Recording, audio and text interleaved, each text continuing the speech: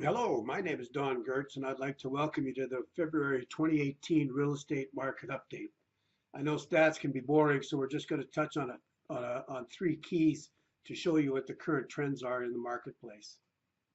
We've been hearing lots about prices of real estate these days, and many like to discuss if prices are going to go up or down, or will there be a crash, or what were the interest rates going to do? That's a whole lot of discussing that we won't have time for, but the key factors affecting much of this come down to supply and demand. I'm no economist or a fortune teller, so I can't tell you what is going to happen, but I can show you what is happening in the most recent past. And I can also give you some of my thoughts on what could happen. First, let's take a look at pricing. In the graphs, the blue line is all of the Fraser Valley, the red is Abbotsford, and green is Mission. This graph is the housing price index for all types of properties. So as you can see, the housing price index has gone up at a pretty steady rate for the last 3 years. I found it interesting to note in the overall housing price index is higher for Mission than it is for Abbotsford. That changes when you look at just detached housing.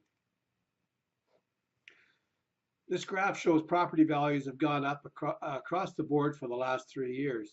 But if you're a home buyer, you may want to know if will they keep going up. And similarly, as a seller, knowing what they're going to do may influence your decision on when you will decide to sell. A big part of the answer to this question is where are inventory levels now? As you can see from this graph, we've had a steady decrease in inventory, which has in part fueled the rise in prices. And while we've seen a slight increase year to date, we still have a long way to go before we get to a balanced market. The sales to listing ratio graph is a picture of what the demand of sales has been like in comparison to the inventory. Anytime we are above 25%, it is considered to be a seller's market. 15 to 25% would be balanced, but clearly you can see that our demand seems to be continuing.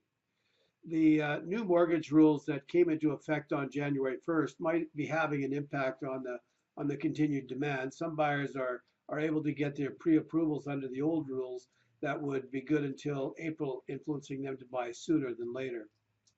The third stat we're going to take a look at is days on market.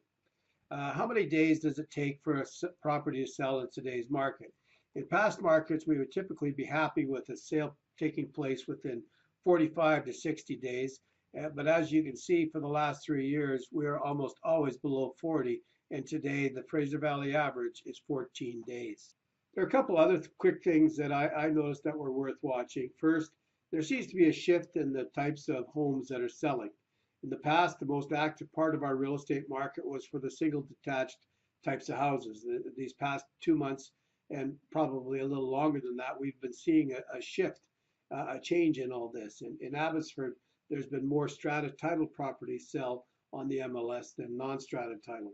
I think this is due to the higher prices of homes, but this also has caused prices in this category, in the category of strata title properties, to escalate at a very brisk rate. The second thing I noticed was the activity year to date was higher this year than last. Now, some of you might remember last year was what you might call the big chill, considering the amount of snow we got. So maybe that came into play as well. Now, there you have it, a quick look at the real estate market for 2018 year to date. If you have any additional questions, I'm happy to be able to answer them.